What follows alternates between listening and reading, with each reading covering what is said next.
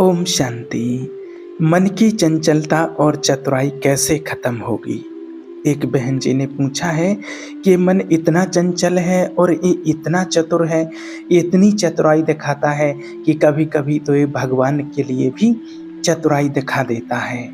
ये मन की चंचलता और चतुराई छूट ही नहीं रही है और कभी-कभी तो ये प्रभु के साथ भी चतुराई कर देता है। तो देखिए, अगर सही पूछा जाए तो एक ही रास्ता है इस मन को ठीक करने का, सिर्फ परमात्मा को याद करना। परमात्मा की याद, उससे ही मन ठीक हो सकता है और कोई उपाय नहीं हो सकता है। और जो मन है देखिए, वो होता है एक प्रेत की तरह, एक जिन्न की तरह है। आदमी को मार भी दे अगर उसके खिलाफ हो जाए तो। आज देखिए, दुनिया में जितनी जेलें हैं और वो जेलें भरी हुई हैं, वो इसी के कारण ही तो भरी हैं, मन के कारण। आज मन चले से ही सारी जेलें भरी हुई हैं। मन के प्रतिकूल हुआ तो क्रोध आ गया, और क्रोध आ गया तो फिर किसी कारण से हिंसा कर दी, और हिंसा कर दी तो फिर जेल जाओ। इसी कारण से आज जेल भरी हैं। या मन के कोई अनुकूल बात है और उसको वो लग रही है तो वो उसके गुणों में उतर गया। मन के अनुकूल कोई बात होती है तो वो भोगों में उतर जाता है। जब भोगों में उतर गया तो फंस गया, जब फंस गया तो फिर जाना पड़ेगा जेल।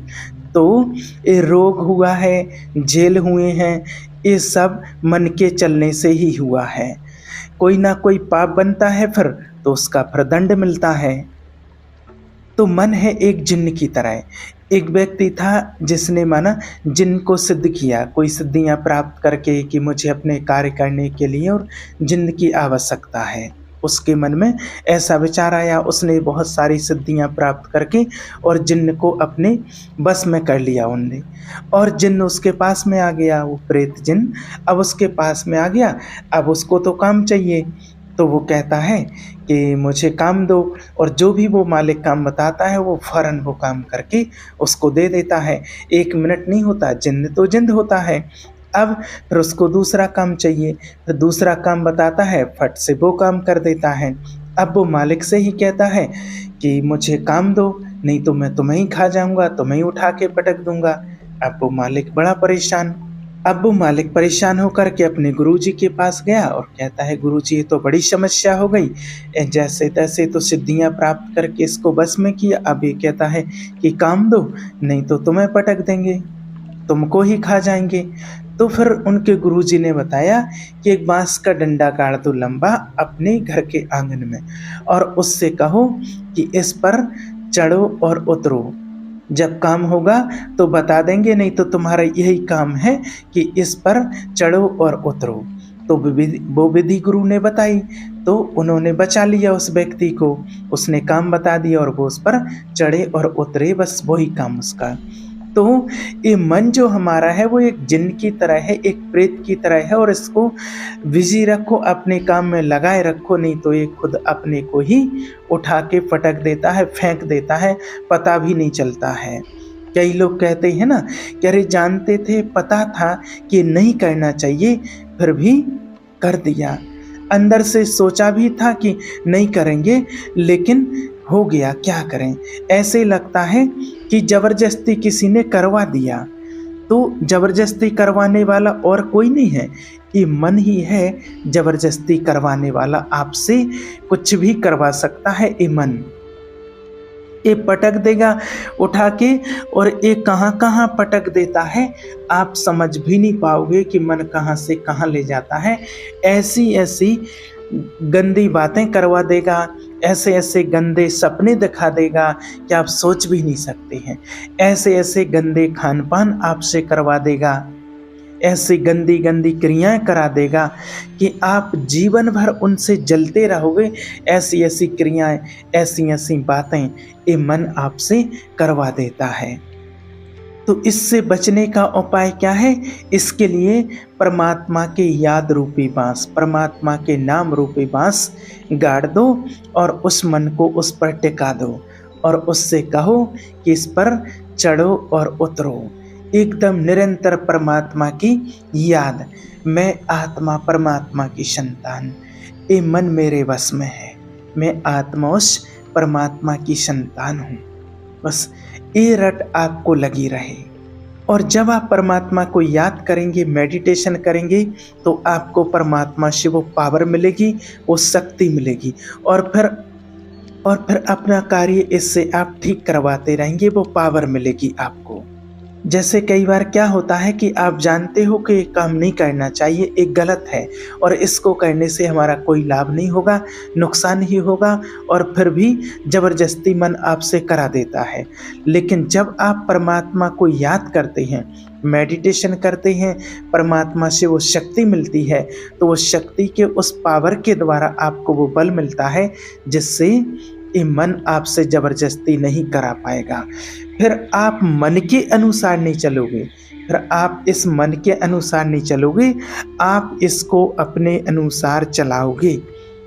जैसा आपको इसको चलाना होगा वैसे आप इस मन को फिर चला सकते हो। देखिए, कोई भी व्यक्ति हो जब कोई गलत काम करने जाता है तो हर इंसान को पता होता है, उसको पता है कि मैं गलत कर रहा हूँ, ये गलत है, इसका परिणाम गलत होगा, पर उस जानते हुए भी उसका प्रयोग नहीं कर पा रहा है। उसका कारण क्या होता है कि वो बलहीन हो गया है, उसके अंदर कोई बल नहीं बचा है। और जब निर्बल हो जाता है तो मन उसके ऊपर अपना भारी हो जाता है, मन उसको काबू में कर लेता है। और जब हम भगवान को याद करते हैं, परमात्मा से हमें वो शक्ति मिलती है। परमात्मा को याद करने से आध्यात्मिक बल बढ़ता है। अगर ना बढ़ता होता इससे तो फिर तो कोई ईश्वर को प्राप्त ही नहीं कर पाते।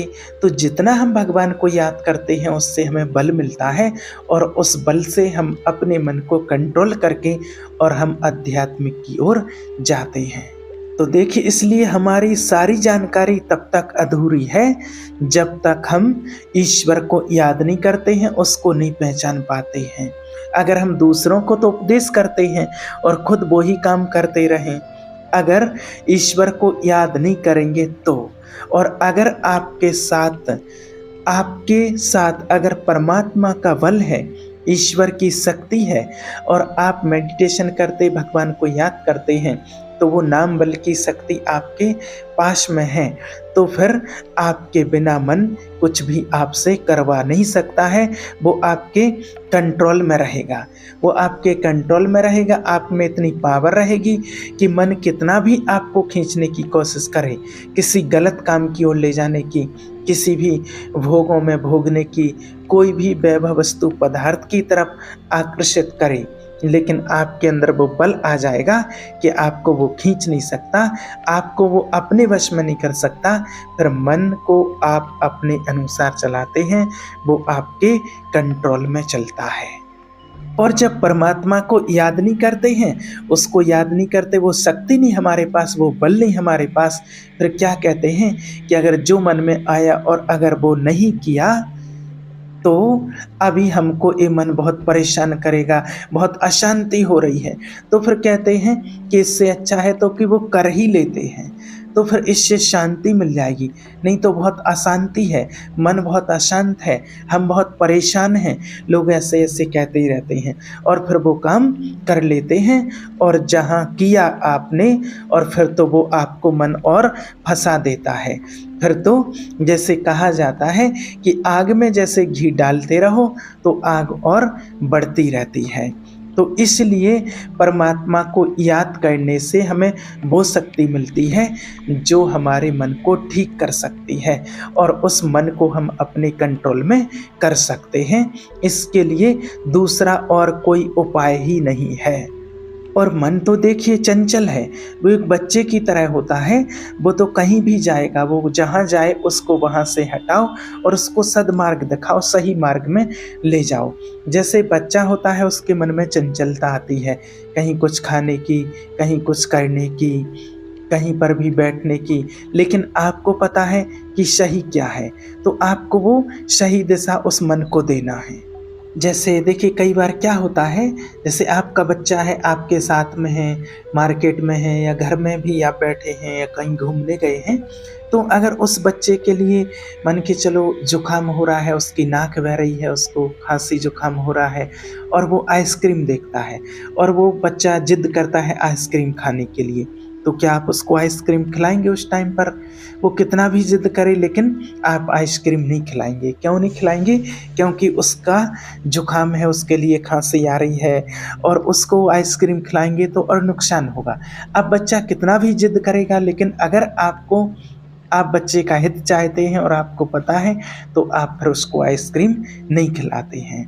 आपको पता है, लेकिन कई लोग क्या होते हैं कि इतना माना आदी हो जाते हैं, वो समझ ही नहीं पाते हैं उस चीज़ को, और फिर खिला देते हैं। और अगर उस टाइम पर आइसक्रीम खिला देंगे तो फिर माना बस में हो गए, उसके बच्चे के बस में हो गए, मन रूपी बच्चे के बस में हो गए और खिला दिया, तो समझो कि उनका कितना नुकसान होता है। इसलिए हमें मन को सही दिशा देनी है कि सही क्या है और गलत क्या है, ये हमारी बुद्धि जानती है। परमात्मा ने हमें विवेक दिया है, इसलिए मन के अंतर्गत होकर के, मन के काबू में आकर के, और हमें कोई गलत काम नहीं करना है। उसका ज्ञान हमें है कि सही क्या होता है और गलत क्या है। और जब आप परमात्मा को याद करते हैं, मन को अपने काबू में रखते हैं, कंट्रोल में रखते हैं और सही दिशा में ले जाते हैं, तो धीरे धीरे मन कंट्रोल में आता जाता है। फिर वो वहीं लगेगा और वहीं जाएगा जहां आप ले जाएंगे। और देखिए, तुलसीदास जी ने तो यहाँ तक भी कहा है कि वारु को, रेत को पेरने से भी कभी तेल निकल आवे। नहीं निकलेगा ना, लेकिन वो कहते हैं कि मान लो निकल सकता है। बारू को, रेत को पेरने से भी तेल निकल सकता है, मान लो। और पानी मथने से घी निकल आवे, पता है सबको कि नहीं निकलेगा, लेकिन वो कहते हैं कि मान सकते हैं कि तेल, बारूद को पेरने से तेल निकल सकता है और पानी को मथने से घी निकल सकता है। इस बात को मान सकते, ऐसा हो सकता है, ऐसा हो सकता है कि पानी को मथने से घी निकल आए। लेकिन परमात्मा की याद के बिना, परमात्मा का ध्यान किए बिना कोई मन पर कंट्रोल कर ले, ये कभी हो नहीं सकता है कि परमात्मा की याद के बिना मन पर कंट्रोल करके वो संसार से मुक्त हो जाए। ये हो नहीं सकता है।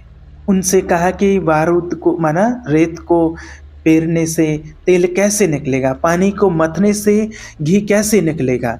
तो उन्होंने कहा ये हो सकता है, ये मान सकते हैं कभी हो जाए, लेकिन बिना परमात्मा की याद के कोई मन को अपने अधीन नहीं कर सकता है।